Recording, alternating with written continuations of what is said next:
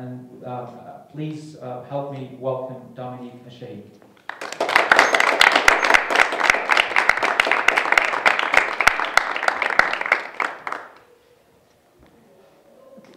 I don't need a microphone. I've perfected being a loudmouth.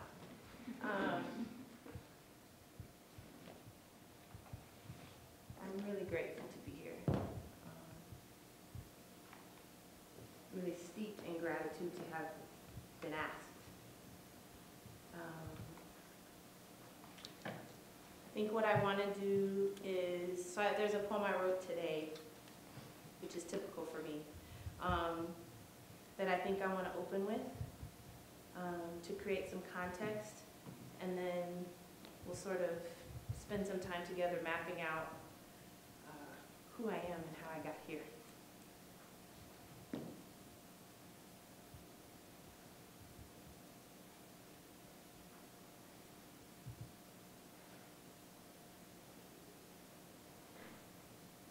Bismillahirrahmanirrahim.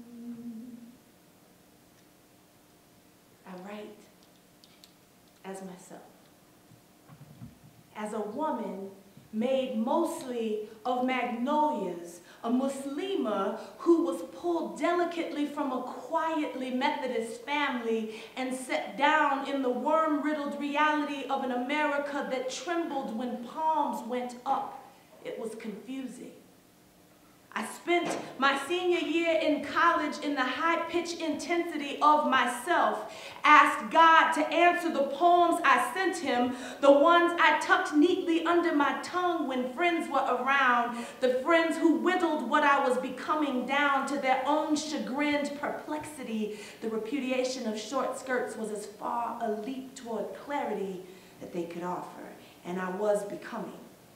Could feel my chest breaking open to let the daylight in, relished the heavy bend in my knees when I prayed. I was, it seemed to me, a miracle, a marvel, a ton thunderous Leviathan with a Quran in her day pack, and I was lovely in that. I was a noonday tulip, cracking its green bud sheath, opening red silk and purple-black stamens to the sun. Faith is exactly like that. It is the burgeoning flower and the thunderstorm that threatens it. It is the quiet in our mouths until we open them up to tell God that we are perched somewhat strangely on a leap toward a tomorrow that we are no longer afraid of. I named my children after what faith I found, grew my bones into lightning rods, tucked my yesterdays into one long refrain about persistence. These days, what catalyzes the seeds in my throat is simple. In answer to the question, who are you? I answer back in songbirds. I can barely find the girl I was anymore, the one who was not afforded any privilege on parochial school playgrounds, the one who could not find her real name amidst the battering rams of forgotten psalms, the one who stumbled dizzily through childhood. The crossing was terrible, fantastically tough, stretched in insular agony, and I am sometimes sorry for her. I want to stretch my hand back into the red flames of yesterday and say, there, sad sister. God is growing you up to be beautiful. There is a resurrection in you yet. I want them to call me by my name when I am gone. I want them to say she stood humbly, prayed hard, lived out loud, denied the yellow jaundiced eye of ignorance in favor of dancing. I fairly sizzle with zeal and enthusiasm as I spring forth with a mighty faith to do the work that ought to be done by me. Yeah, I want what we all want. For my children to say I did it right. For them to know that ours is not a legacy of busted limbs and spirits bleeding out into ether. They will tell you I introduced them to God, the one who knows, the one who sees, the one who liberates, the one who teaches, the one who gives and and give the magnificent one, the possessor of all things, the wise one, the beneficent one, the compassionate one, the peacemaker, the seer, the restorer, the maker of all, the powerful one, the mighty one, the first one and the last one, the merciful one, the most merciful one, the one who put the words in my mouth, and the words have become Sassoon. In the beginning was the Word, and the Word was with God, and the Word was God, is and evermore shall be God. And because of God, I have not lacerated myself on the words that did not matter, the ones set against me, declaring me the other, the unwanted one, the unwelcome one, in luring my soul from its den where it once sulked in busy heaps of filth and obstinate clods of bloody pulp. I discovered that I am fruitful, a woman opening up to everything. This dark world balances and tips, but already I feel the dawn coming up underneath me, calling me daughter and singing my songs against a pale blue wind-cut sky. I am very stingily large. I will never accommodate silence again, save the kind that luxuriates in my mouth after you pray or say I love you. And it doesn't matter anymore that I am too much for some and not enough for others. I radiate in God's impossibly wide affection. The archaeology of my soul holds more blooms than bones. And though I have not always flowered without incident, I am in fact a flower, a beautiful becoming, yeah. When they ask me who I am, this is what I will say, and this is all I will say. In the beginning was the Word, and the Word was with God, and the Word was God. Amen.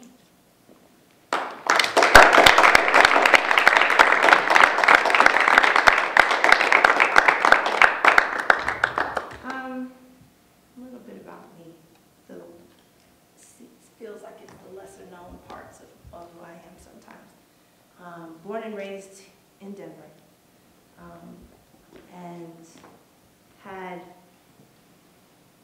quite the dizzying, fairly schizophrenic reality of coming from a modestly Methodist family, being schooled in a Catholic school, singing in a Baptist choir, and trying to just sort of standing there pretty dizzily and trying to find myself in it. And I couldn't find myself in it. And I was looking pretty hard. It took me leaving home. I was an athlete. I got a scholarship to play at the University of the Pacific, which is in Stockton, California. It's a Division I school. I related almost entirely to myself as an athlete. I hadn't thought beyond that. And while I was there, a couple of things happened. One was that I had an injury at a critical time. The only injury I ever had, too, so I find that to be particularly profound. And it stopped me from considering myself in so narrow a way. I started thinking about what else I could be or become, or what else I was made of, which was important, because that moment and those questions facilitated what became a grand knowing. I started looking for things that would tell me in a wider way who I was. And two things happened. One is that I took a creative writing class and was suddenly asked to produce 2 new pieces a week that I would have to offer to the class and let them redline it, and that was just the height of vulnerability for me, because the only thing that was coming from me was purely autobiographical and sort of the skeletal parts of who I was. And the other thing was that in taking a class, a world religion class, started staring pretty intently at Islam. And I didn't have the experience that some that I'm relative to had, in the sense that it really didn't feel like it was disrupting a reality for me. You know, I never felt relative to the context in which I grew. I didn't feel relative to the Catholic school or the Baptist church choir or Sunday school. I just didn't feel relative to it, and I was trying to. But I found that when I stared at Islam, it was staring back at me, and I could see myself pretty clearly. And there were some things that I wanted to change about what I was seeing. And it scared me. That part was frightening. But I was instantly supported, and it was literally like somebody opened the curtains on a dark room. That's what it felt like. It felt like it was an opportunity to stand in full affirmation of how large I was and how large I needed to become. And so it's really interesting to be positioned the way that I am now, because most of the time in the environments that I go into, I mean, I'm on the NACA circuit, the National Association of Colleges and Universities. I'll do probably another 40 more shows between now and March. And I'm usually the only Muslima that is there, that is reading poetry. And that's important, because I'm not the only one, but I hold a position in which I have an opportunity to speak and to maybe even rattle some of the preconceived ideas about what that looks like. The writing and the performing is one way in which I feel like I have so many gifts and opportunities, and I'm constantly grateful. And this is an opportunity to sort of give that back and say thank you. So I want to kind of go through poems that I think will give you the best insight into me. The first one is short, but it's important to me, and it's old too. But it's important because one of the things that I do a lot of, and you'll see that, is that I incorporate a lot of music in the writing. And this was the first poem that I wrote where I did that. And after I wrote it, I was like, oh my God, I'm brilliant. How did I come up with that? It's awesome. I'm going to do it every time. So this is Jazz Queen. I'm a jazz queen, ladies, singing the moon and cool night air with the stars that chant mantras like Negro spirituals. They say, hello moon, rise. Hello star, rise back down. I walk in the moonlight. I walk in the starlight to lay back down. And so much of me wanted to lay it all down, you know. Croon about the scars that I didn't need to relive anymore. Like Billy, who told heartache to sit down, I had convinced heartache to move in, but we didn't speak every day. Most of the time, my door was closed with a sign tacked up that read, no problems, no more. But if we spoke, I was into the kitchen, biting into a soft, wet peach while the jazz station was playing me back and back and back into existence. So although heartache was in my kitchen, Miles was in, and Coltrane was in my heart. They'd tell me to sing myself sane, and I, the obedient daughter, well, I'd find Nina Simone on the roof of my mouth. She'd say, bird flying high, you know how I feel. Sun in the sky, you know how I feel. Breeze drifting on by, you know how I feel. It's a new dawn and a new day. It's a new life for me, yeah. A new dawn, a new day. It's a new life for me.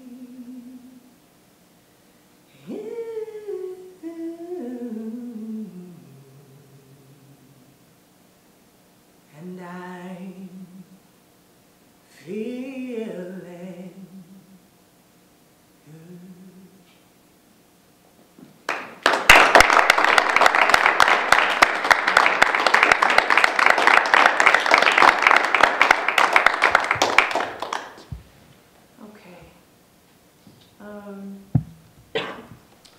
So I'm going to do this poem that I'm particularly proud of.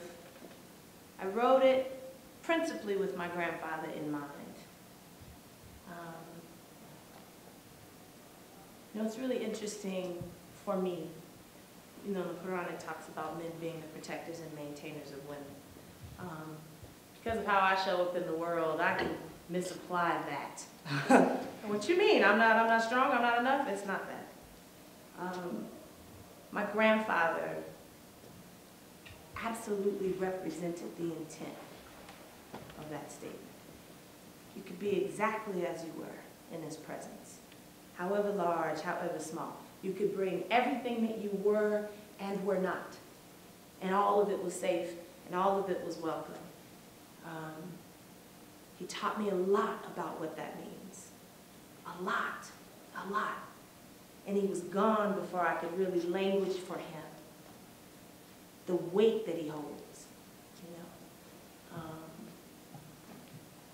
And so in having such, for me, what felt like a very kind of supernatural presence in that man,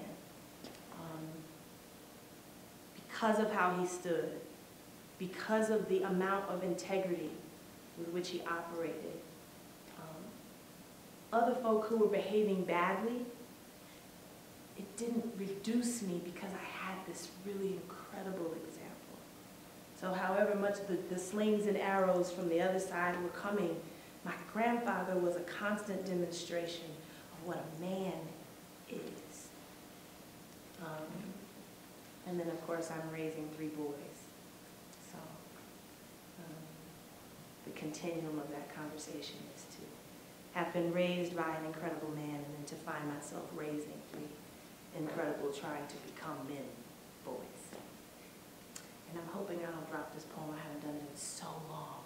But if I do, we're going to pretend. Sometimes men are more than mountains. Men like my grandfather. Prolific in knowing the difference between being epic and being tragic. And sometimes men are more than oak trees. Oh my God. They dig their heels into this life, turn their backs into bridges, find God in the darkest places, and live in the light of their faith for the rest of their days. They cook catfish, shoot rifles, rock babies, pickle and brine unthinkable things, line their shelves in mason jars and shell casings. These are the men we need to remember when we forget. When we are dizzied and misspent from the new age minstrel show that casts our best and brightest as crip-walking puppets bedecked in gold chains and misogyny, theatrical and ridiculous, we forget the magic our grandfathers' hands held when they pulled splinters from palms, spooned homemade ice cream into pouting mouths, and made everything better with a story. And sometimes men are wider than oceans.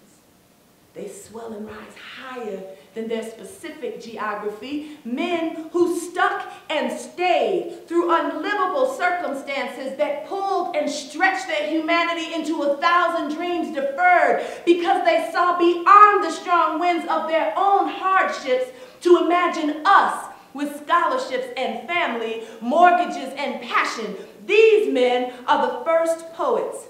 They write sonnets on handkerchiefs and keep them in pine boxes, whisper their wishes in their woman's ear at night, tell her the things they cannot bear for the light to hear. They are Jesus all over again, cornrow, tattooed, divine, and condemned. And sometimes men are just men. They live hard, they love hard, they fight hard, and they die hard. Their sins are punishable by death.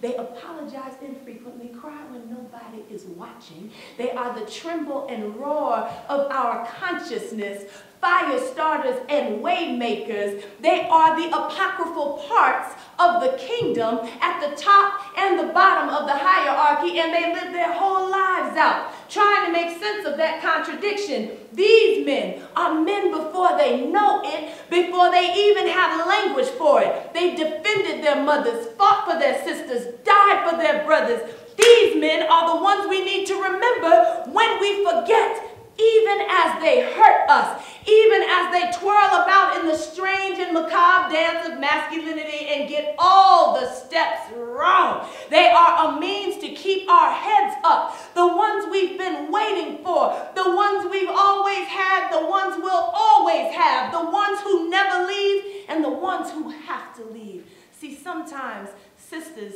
men are the best things we have ever done. When our sons alchemize from our bodies, they rewrite the feminine template into sword fights and solitude, burst through human skin into cosmic significance with a mission statement written in blood and ink. It is more permanent than any stone tablet could be. In fact, before Moses was a prophet, Moses was a man. And we need to remember when we forget, we need to remember, even when we forget.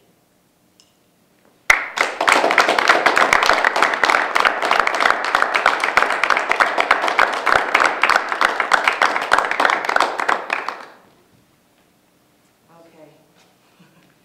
It just gets harder from here. Let me say this. I've gotten pretty good at this spiel now. You know, I don't come to poetry lightly. Like, it's not for me, and it's fine for the people that it occurs for in this way. It doesn't occur for me as a frivolous thing to do. It's not a hobby. It's not something I'm playing with because I saw Def Poetry Jam and thought, I could do that. It's not that for me at all. There are things about my experience that I carried in a way that deepened the injury. Does that make sense? It's sort of like, you know, you have the thing that happens to you, and then you have the story that you make up about the thing that happens to you. And in my experience and you know, who I am constitutionally, the stories that I made up always carried more weight, always deepened the trench.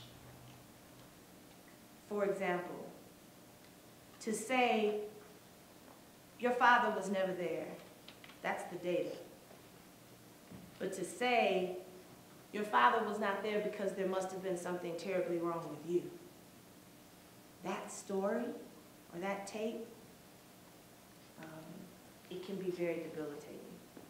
So poetry for me is an opportunity for me to sort of unpack my narrative and hold it up to the light and see if it makes sense. The other thing, it's also an opportunity for me to own my story.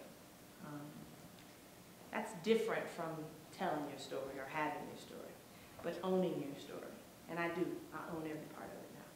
But it took a long time. I was an adult before I could actually do that.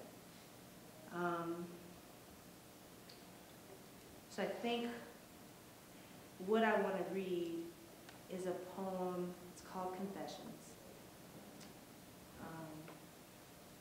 And that's how it feels to me. It feels absolutely like a confession.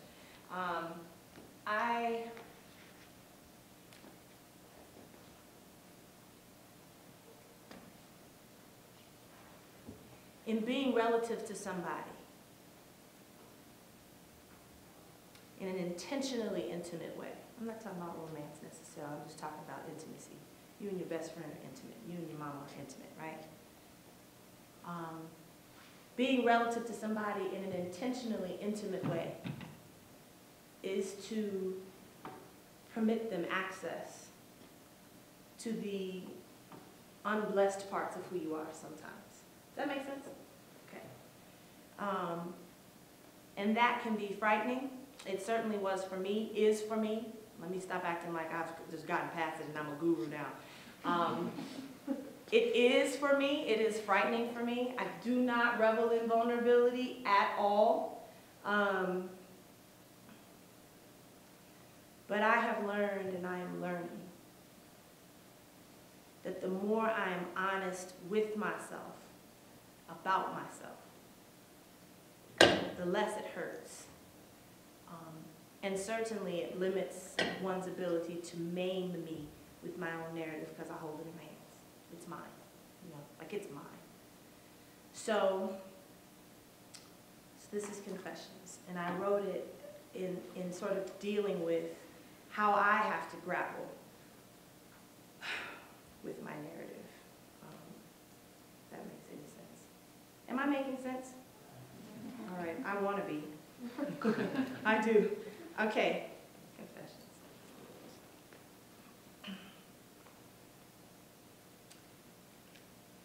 Ne me quittez pas, il faut oublier, tout peur s'oublier, qui s'enfuit déjà, oublier le temps, des mots longtemps doux et les temps perdus, à sa fois quand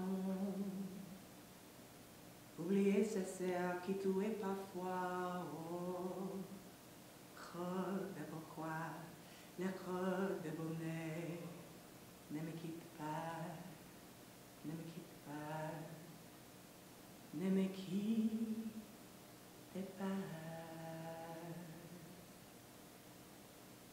But if you stay, I'll make you a day like no day has been, or will be again. We'll sail the stars, we'll ride on the rain, we'll talk to the trees, worship the wind. But if you go, I'll understand. Leave me just enough love to fill up my hand. If you go away, if you go away, please don't go away. Ne me quittez pas. And this is how it happens.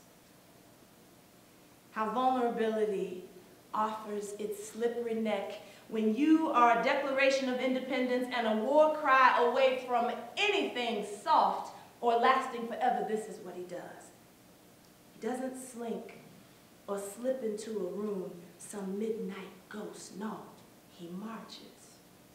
Brave trumpeter, with scars wide and persistent in his own story, and he'll know that when you cuss at him, it's the only sonnet your mouth can presently host. And he'll admire the things you cannot say.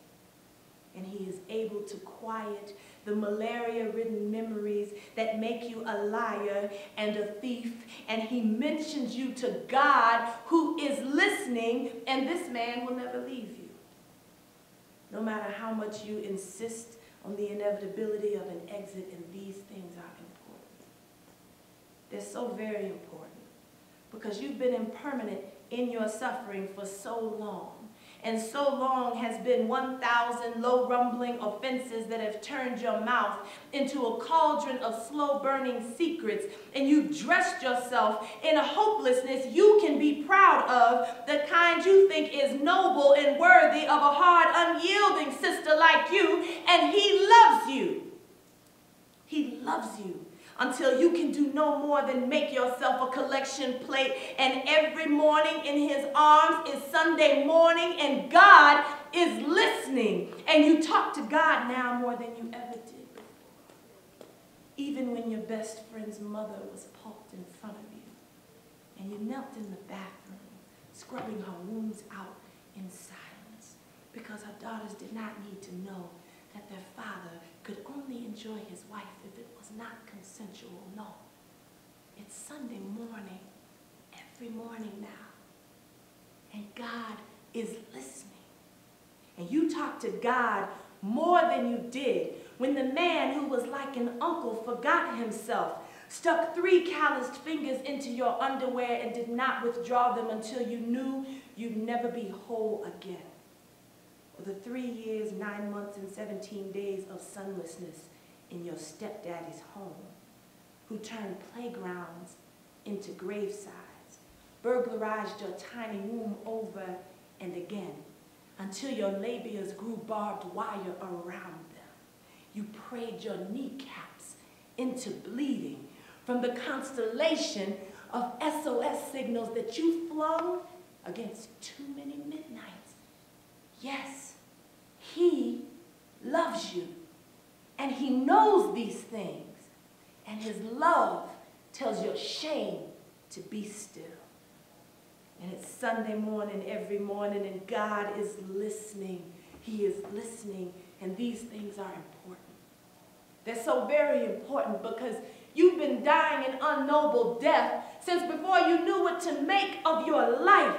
Throwing question marks around your self-worth leaves your spirit flabby. The mercuric March air gets in between fingers, laps around your ankles, and makes you want to write or run or watch the trickle of commitment grow itself into a cathedral of forever. And you don't even know what that is, but God is listening, and you are learning how to be a flower, and botany has never been more frightening. But you are done with being tragic. You're done with being tragic. So you love him too. You love him for always. You hold that love in your hand. Examine its impossible geometry. You tell God that you'll try to be pink and new. Not allow your fingers to become death rigid, though you've been Atlantic, weather-whipped and spastic, a railroad of forgotten sins and bone. You're ready to give up your dead now. Let go your limbs toward dancing. Swing your hips out in wide arcs of hallelujah, and he will be there, waiting for you, walking with you, dancing your blue note melody and being the prayer you yourself were too terrified to utter.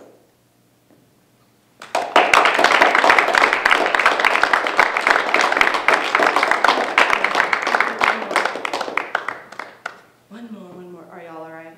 Does anyone need to like run out of the room screaming and okay.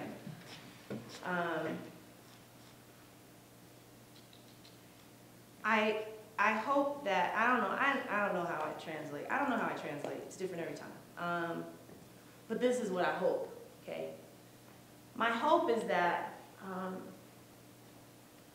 though I am perpetually dealing with things that are difficult to discuss and or put in the room and or live with, I really hope that what you hear from me is that I feel super victorious about it all. Like it is really quite something to get to a place in your consciousness and in your spirit wherein the things that happened to you no longer feel like I'm not writing myself off as some cosmic tragic accident here. You know what I'm saying? I'm really not. I'm not a victim at all. I feel entirely victorious. And even in the dealing with the stuff that sort of feels like it's skeletal and murky or whatever, I'm hoping that what translates for you is that I'm fine. I really am. I feel victorious in it. I know where I could be. I know who I could be. I know how I could show up in the world, and I know how I do show up in the world. And so I won, you know, like I really, I'm just hoping that that's how it translates. This last piece that I'll do has become something of a seminal piece for me, which is difficult because it's always the hardest piece for me to read. The only preamble I'll offer, since Taj claims that I'm too long-winded about the preamble for this poem, not that I'll be listening to Taj about what I should do about it, but it's a poem about Emmett Till, and Emmett Till was a 14-year-old boy who went to visit relatives in the Mississippi Delta, whistled at a white woman, not knowing what the social code of the time was in the Jim Crow South, and he was tortured and killed. And it's a story that I carried my whole childhood, mostly because of how my mother presented it and how much it stigmatized her childhood and terrified her. But it knocked around for me and I couldn't do anything with it, and then all of a sudden, it was literally like a month before the Women of the World Poetry Slam, my kid comes bopping in the room. And he's 13 and fully assimilated and totally unaware, and he's like, you know, what you watching? And I was mortified by his naivete, and I was also terrified. And so I made him watch the documentary of Emmett Till with me, and I knew that I was traumatizing him. But I felt like I was traumatizing him to spare him a greater potential trauma, right? So this is Emmett Till. And then after this, we're probably gonna have to bring the lights up and y'all will need to hug or something. I don't know. It is what it is.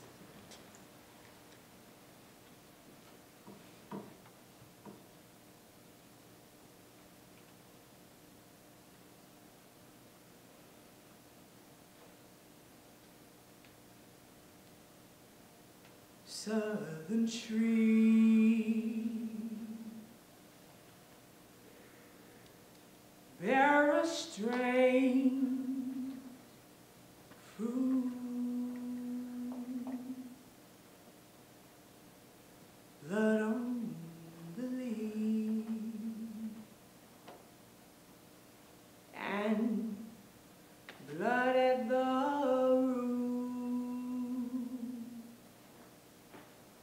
black bodies swinging in the southern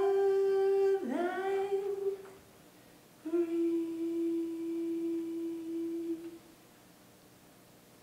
Strange fruit hanging from the poplar tree. Now, in this photo, he's laughing. And there is no cotton gin tied around his waist. He's not stretched into swollen limbs. His eyes are still hazel and recognizable. Two neat white rows of perfect teeth sit totem-like in his mouth, and the world did not know him because he had not been murdered yet. He's still slipping into the kitchen to get another piece of cornbread while his mom was not looking. And he'll mash it with his fingers, drink some buttermilk, and laugh with his eyes, and they are still hazel and bright, like stars in uppercase, and ain't nobody gouged them out or shut them closed. And when he goes to school, he'll do a silly little dance with his arms and legs cocked out in odd angles, and his classmates, they're gonna laugh, and there will be no cotton gin tied around his waist. Pastoral scenes of the gallant South, the bulging eyes and the twisted mouth, scent of magnolia, sweet and fresh. Then the sudden smell of burning flesh. Now, in this photo, he's proud of the hat on his head. You can see that by how straight his neck is, and his mama's and depiction, and they got the same face.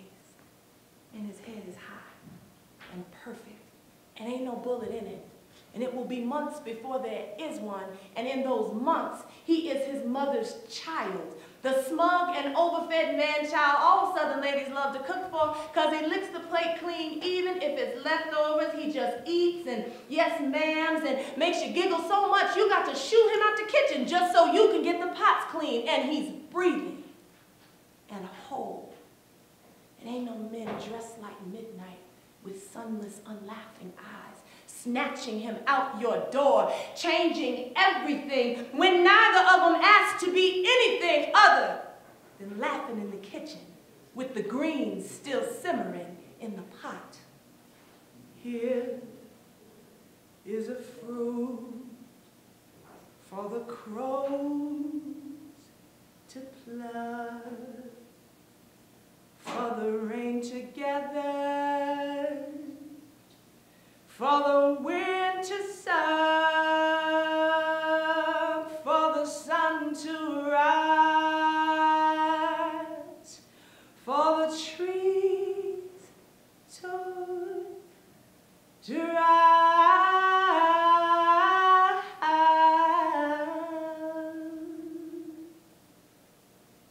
Here is a strange and big turn crowd. This last photo is a Holocaust. You know, it's the one history concretized into the nighttime musings of black children who hopscotched above and below Bible Belt, who saw a tattered otherworldly version of the 14-year-old Emmett, head poised strangely above a sharp black suit on the cover of Jet magazine. There were no eyes smiling, mischievous, man-child wonderful, cornbread and buttermilk slicking, fast talking, looking like his mama, straight-necked, full of tomorrow's boy, staring back into the camera. What was there was not there at all. What was there swallowed the world. My mama was 8 years old when they painted Emmett Till's fractured image on the cover of a Negro magazine. 8 years old. Knee socks, pigtails, pinafores, pleats, and a heap of pretty girl possibilities. And I wonder if my grandmother set that book down with intention on the coffee table, anticipating that her baby girl would see it and then know what should not be known, but what must be known. This is what they'll do with an adolescent mistake. When a fast-talking, finger-snapping Negro from up north comes down south bragging about big city white girl honeys with rosy lips and no Jim Crow, it is an image I shoved at my 13-year-old son, frenetic in my attempt to tell him that this is black history. I need him to know. If he's not careful, not brave, not the sum total of all our unlit courage, if he relegates these stories to cliff notes, he bleeds out in the epilogue. I need you to know, Sully, that my arms will never be wide enough to cover sins like these, that your head held so high is still a cautionary tale, but to go on and do it anyway, and laugh and dance with your arms and legs cocked out in odd angles and slip by me and get that extra cornbread whenever you can, son, and be grateful. Then when you and your boys say something slick about the pretty blonde girl in the front row of algebra, you are permitted that levity. After 400 years of midnights, necks decorated in nooses, plantations that dressed terrorism in white lace gloves and mint julep, I tell my son To remember Emmett Till, remember when his eyes were still hazel, still smiling, to remember how high he held his head to celebrate that new hat, to remember that his mother loved him and almost could not recognize him when that last whistle left his throat. I tell my son that I will be his mother, that I will celebrate his brown boy buoyancy all the days of my life, and that while I do not know what tomorrow holds, I know he'll never be strange fruit. He'll never be broken open. He'll never be hog-tied. He'll never be strung up. He'll never have his face so like my own, crushed, hatcheted, and mangled. I tell my son, I am growing these limbs for you, Sally, to get around you and surround you, and we will be strong and unapologetically black for as long as we can be. Thank you for having me.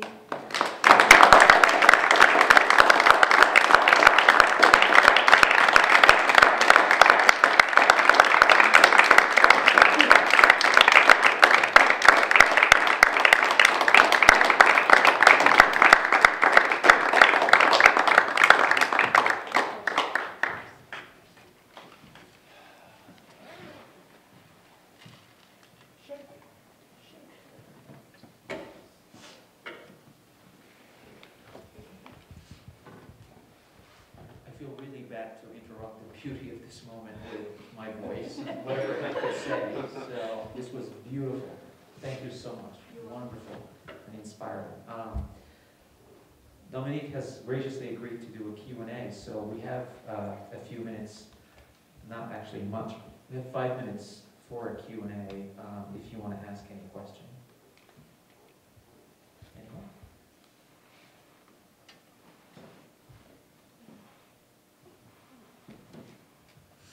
First of all, thank you so much. It was wonderful. So in telling your very personal stories, how did you develop the confidence to get up on stage? Your confidence is really inspiring. And were you always that confident? Is it just because you believe in what you're saying so much? I mean, did you ever have stage fright? I still have stage fright. So thank you. I still am scared every time. It still feels like I'm taking huge risks every time. But I really do mean it when I say that, you know, the business of owning your story is such that, you know, the more you practice it, just being entirely as you are in a room, the easier it becomes. I don't know that it's ever going to be easy for me, but it has gotten a lot easier.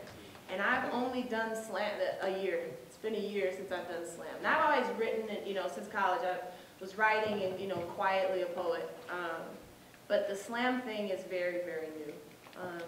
And it has a life of its own. It's like a six-headed beast or something. But it's interesting to watch slam, which is a competitive art form, right? Poetry, and then all these rules that are attached to it. 3 minutes and random people in the audience holding up a numerical value for you talking about when your grandmama died. It's a little impersonal. However, one of the things that I noticed is that slam has a pantomime that you start to notice because people think that they have to do it a certain way. And I think I have been able to be successful because I don't do it that way. But I always feel afraid at first. And then I just push past it. And there's always a gym on the other side of that. Whenever you do that, there's always a gym. So, yeah. Thank you.